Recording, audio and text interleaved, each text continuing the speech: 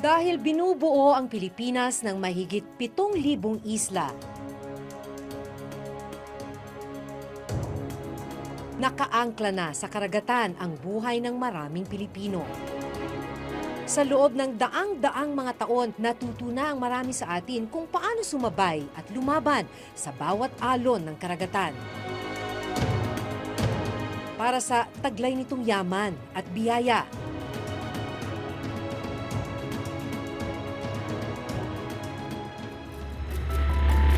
Pero sa mga nakalipas na taon, ang karagatan din ang nagmistulang battleground para sa mga pinag-aagawang teritoryo. Halos nga, wala akong kinita, sir. Ito, sa Kalburo, umuwi kami luhaan. Para kaming magnanakaw sa sarili natin karagatan. Sa isang natatanging paglalakbay, sasamahan ng Reporter's Notebook ang ating mga kababayang nakikipagsapalaran sa batas ng karagatan.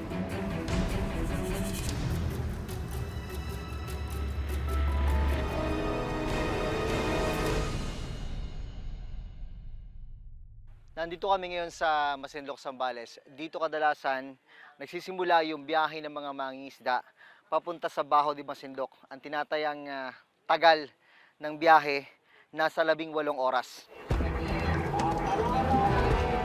Sakay ng malaking bangkang pangisda, sasabayan namin ang paglaot ng grupo nina Mang Delfin Egana.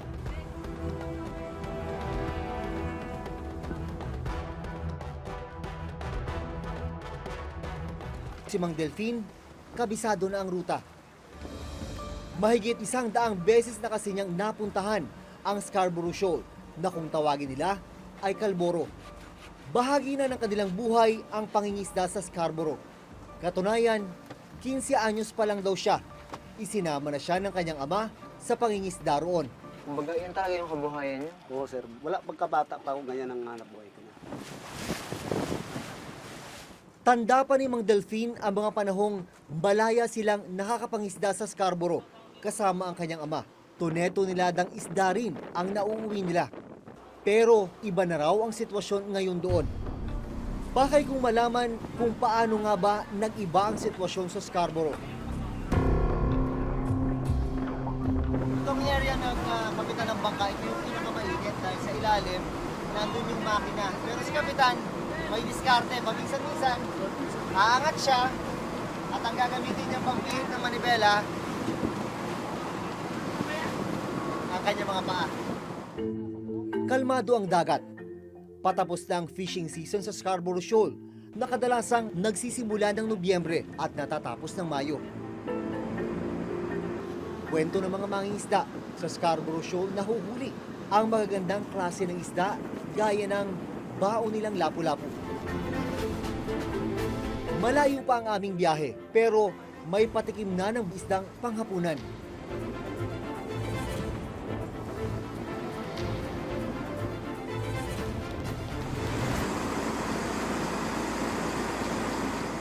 Naikwento sa amin ng kapitan ng fishing boat na si Mang Romel ang tungkol sa nangyaring standoff noon sa Scarborough sa pagitan ng Pilipinas at bansang China. Yung sinira-sira din ng mga China yung coral hanggang sa umabot ng 2012 na mayroong Chinese vessel na yung parang hinuli yata ng yun. Philippine Navy. Ang tinutukoy ni Mang Romel na standoff nagsimula matapos matsyempohan ng Philippine Navy ang 8 Chinese fishing vessels sa Scarborough Shoal na may lulang tuneto niladang endangered marine species gaya ng giant clams at mga pating. Pero sa gitna ng inspeksyon, dumating ang 2 Chinese maritime vessel na pumagitna sa barko ng Philippine Navy at ng 8 Chinese fishing vessel. Habang pinapaalis ng Chinese maritime vessel ang Pilipinas, pinapaalis din ng Philippine Navy ang barko ng China sa Scarborough Shoal. Matapos ang 2 buwan, umalis din ang barko ng Pilipinas dahil daw sa masamang panahon. We are prepared to secure our sovereignty. 中国的有关部门已经派出了政府的公务船，前往黄岩岛海域。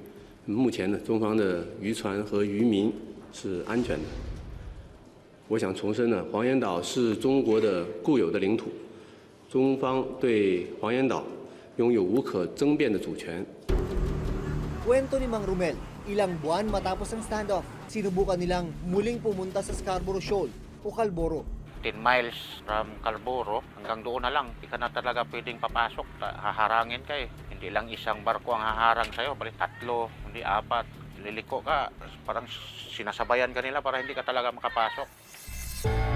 Hanggang muli silang pinayagang mangisda noong taong 2017. Kung sa pakiusap din ng Pilipino na pwedeng papasok, nung 2017, 5 taon rin na hindi napapasukan ng mga Pilipino yan dyan. Ang kaibahan lang, may mga Chinese Coast Guard na raw na nagbabantay. Pababa na yung araw, medyo dumidilim na, malakas yung hangin. Tumatakbo kami ngayon, mga 9 knots, pero mahaba pa yung biyahe. Abutin kami, mga umaga na siguro bago namin marating yung Baho de Masinloc. Pagsapit ng dilim, kanya-kanyang hanap na ng pwestong matutulugan. Matapos ang 16 na oras na biyahe, sa wakas, narating din namin ang Scarborough Shoal.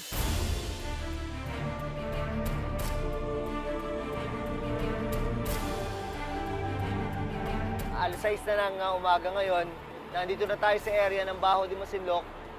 Nahanap natin ngayon kung saan yung mga mangingisda na naghahanap buhay dito sa area na to. Nadatnan namin ang iba't ibang Pilipinong mangingisda sa bungad ng Scarborough Shoal. Ito na yung fishing ground ng mga mangingisda.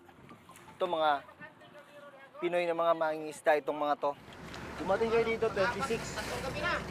Pangatlong gabi nyo kanina. Ang ilan sa mangingisda nakipagpalitan pa sa amin ng dala naming pagkain.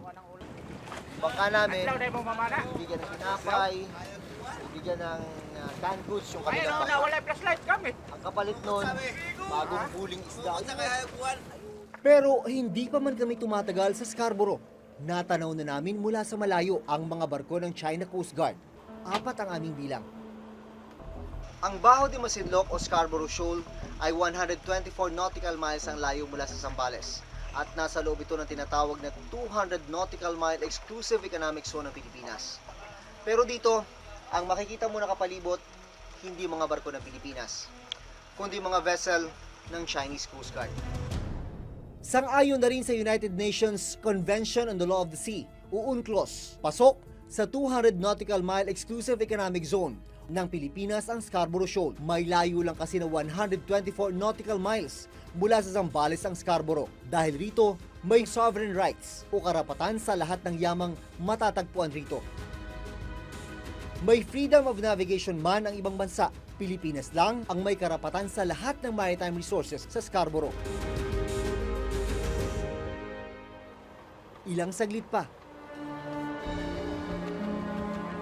papalapit sa aming bangka ang isang speedboat ng China Coast Guard. Para maiwasan ang anumang hindi pagkakaunawaan, minabuti naming itago ang dala naming mga malaking kamera at iba pang gamit. Talaga Masinloc, karatel lang namin. Ang pakay pala nila, manghingi ng isda. We have bread. You want bread? Dali pa namin sa Masinloc. Doon sa Binao. Dali pa kayo doon. That is one. What do you want? Isda o fish? Fish! Fish! Fish! Pero dahil wala pang huling isda ang mga kasama namin, bigo silang makahingi. Hindi na raw bago ang ganitong inkwentro. Naging ugali na raw ng mga kawani ng China Coast Guard ang manghingi sa mga mangisda ng kanilang huli.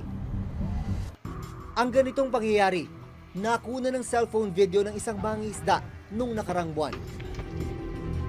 Sa video, makikita ang pagdating ng speedboat ng China Coast Guard. Sila rin ang Coast Guard na lumapit sa amin. Makikita sa video ang pagsampa ng 2 tauhan ng China Coast Guard sa bangka ng Pilipinong mangingisda.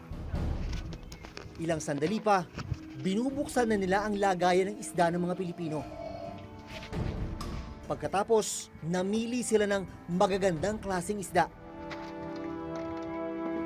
Sinimulan na nilang punuin ang kanilang mga banyera at saka umalis mula sa bangka.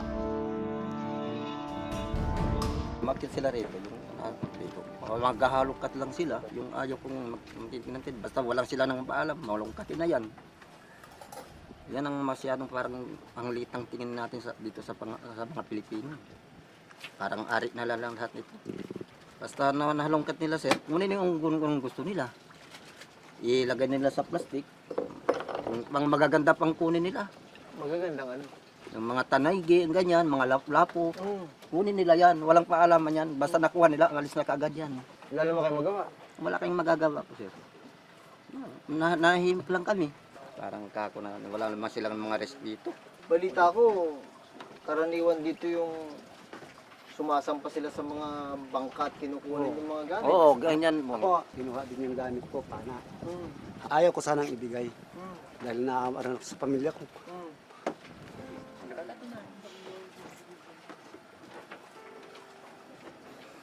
Halos nga, wala akong kinita, sir. Ito, sa Kalburo, umuwi kami luhaan. Sa Kalburo, walang kinita. Kaya yun ang ayaw ko. Kailan yan, sir? Itong December, December lang, sir. oh, kinawit pa ako dito sa lig na ayaw kong ibigay yung pana ko. Ngayon pinipirsa nila. Kinawit ako. Anong paano kawit ang ginawa? Automatic nga sir yung kawit nila umuunat pagkatapos pag gumanon, gumagano na. Para siyang kwan. Stick. Oh. Tapos may pang ano sa dulo. Sige, tanong ka rito sa leeg. Dito lang sa damit Sa damit. para hindi ka makatakbo. Bakit lumalangoy ka palayo? Oh. Ayaw kong ibigay yung pana ko Oo. Pinipilit nila, hinabol pa nga ako Tapos kinuha pa yung isda namin. Bakit daw? Ayaw ko sa kanila, yung sabi nila sa salita nila, hindi daw pwedeng mangisda sa loob. Bawal. Walang natirang gamit namin. Yung antibara lang ang natira. Sa kayapak. Umuwi kami lang sa Masinloc. Walang kinita. Ano sinabi mo sa pamilya mo? Wala, kinuha pa ako yung mga gamit ko Parang naiyak din ako sa sarili ko. Wala kami kinita ngayon. At saka minsan, pag ko naisip ko yun, parang nawawala ako sa isip yung ginawa nila.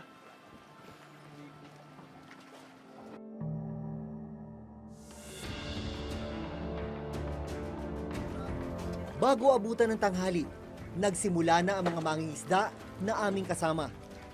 Ibinaba na ang maliliit na bangka.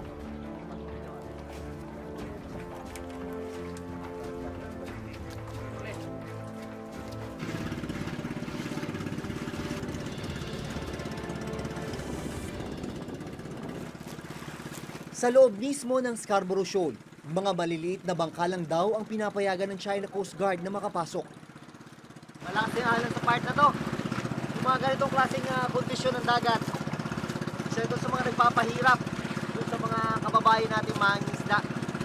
Dito sa bahagi na ito ng Baho de Masinloc. Dala ang kanilang mga pana at mga pansisid. Sinimulan na nila ang panghuhuli ng isda. Nang walang katiyakan kung maiuwi nila ang lahat ng magiging huli. Matyaga nilang pinapana isa-isa ang bawat isdang mamataan.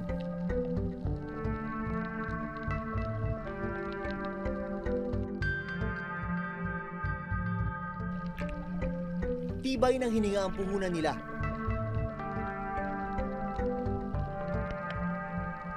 Makaluma man ang estilo at mga gamit, hindi matatawaran ang husay nila sa pangingisda. Wow! Unang pitik. Unang pitik. Huli agad. Alam mo kung gaano kayaman itong lugar na to. Masarap yan, sir? Masarap yan.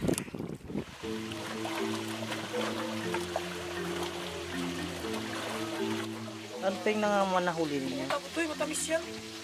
Luro, Tapos, lipte, babayang. Kaya ganun na lamang ang nararamdaman nilang lungkot kapag kinukuha ng China Coast Guard ang mga pinaghirapan nila. Kahit sino naman ang pupunta ka dito, dumayo, pagdating mo doon, wala kang kinita. Kinuha ng mga China yung gamit mo. Kasama ko noon. Kasama kong nanisid. Hindi, siyang na unang nahuli. Sabi, ay nakita ko nga yung isda niya. Naglapit kami. Sabi ko sa kanya, kinuha lang ng China yung isda. Bakit mo ibinigay? Eh sabi ko, wag hindi ko ibigay. Ay sabi niya, ganun daw. Nangnakot pa, sabi niya, kaya binigay ko na, sabi niya. Nasabi nga sa atin, nanalo nga tayo sa kaso. Baliwala naman at sila din na naghahari dito.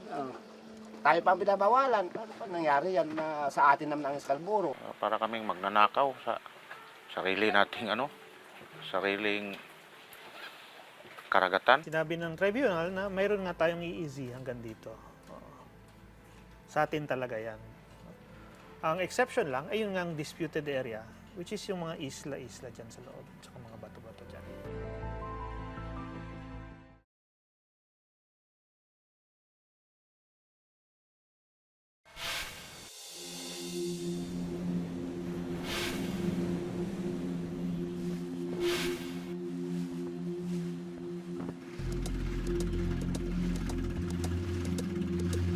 Sa aming patuloy na pamamalagi sa Scarborough Shoal, kiniwento ni Mang Delphine na may nagpapatrolyang barko ng China Coast Guard sa Bukana o tinatawag na Lagoon ng Scarborough.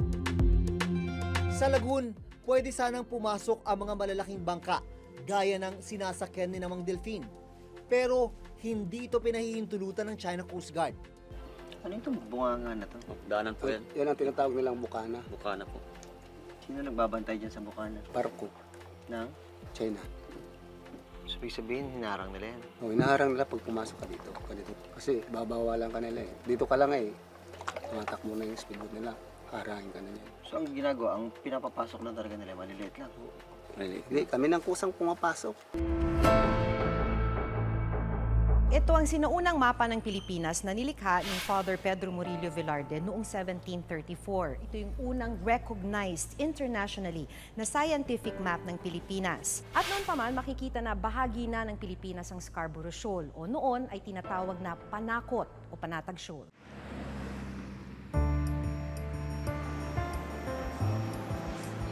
Nang makausap namin ang maritime law expert na si Dr. Batong Bakal, malinaw daw na tayo lang ang may sovereign rights sa Scarborough Shoal. Kung titignan mo yung Scarborough, yung distansya niya mula doon sa mga bahura na yun hanggang sa Zambales, mga 125 nautical miles lang yan. So clearly, it's within the EEZ. No? Tayo lang ang mayroong karapatan na mag-control ng paggamit ng natural resources dyan. Tayo dapat ang unang nag-benefit doon sa mga resources na yun.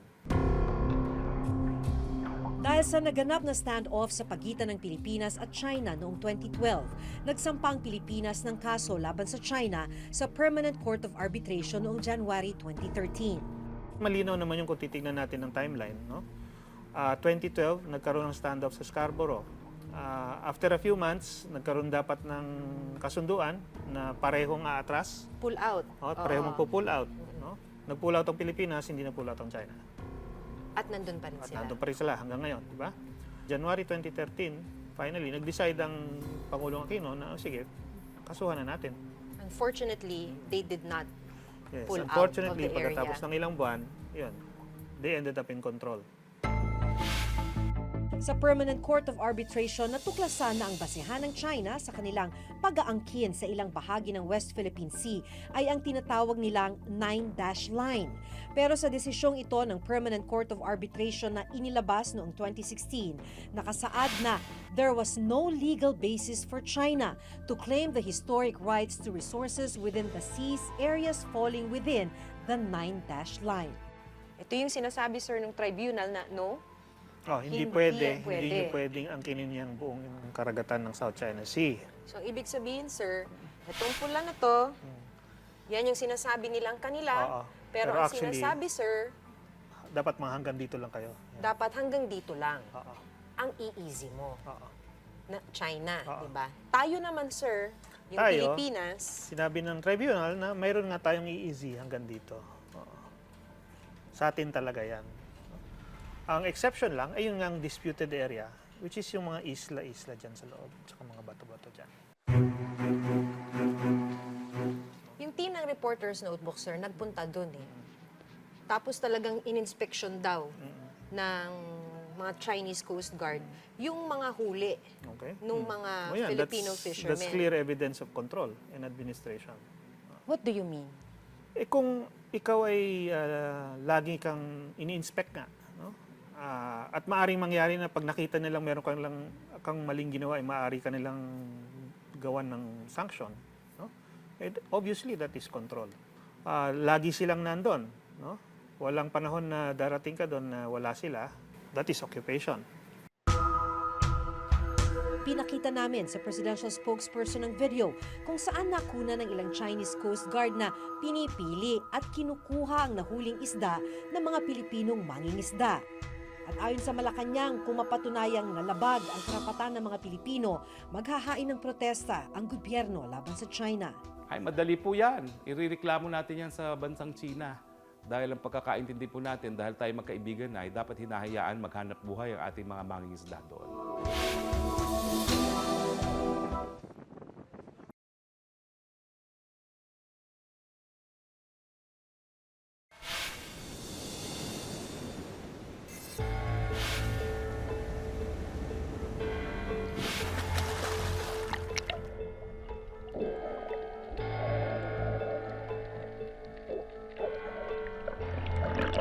Grabe na yung sira sa ilalim. Kulay abo na. Kanilang mga corals, wasak-wasak. Yan na yung artificial island na nilagay nila dyan. Napakalaki niya, napakahaba. Pwede yan gamitin ng mga fighter aircraft at mga bombers. Hindi yan pang-defense lang. No? Pwede rin yan gamitin for offensive purposes kasi nga pwedeng bombers ang dala dyan. So may doon din missiles na manggagana. rito, sir? Meron na daw, anti-aircraft and anti-ship missiles. Hanggang sa susunod na Webes, ako si Jun Veneracion. Ito yung sinasabi, sir, ng tribunal Ako si Maki Pulido at ito ang nakatala sa aming Reporter's Reporter's Notebook. Notebook.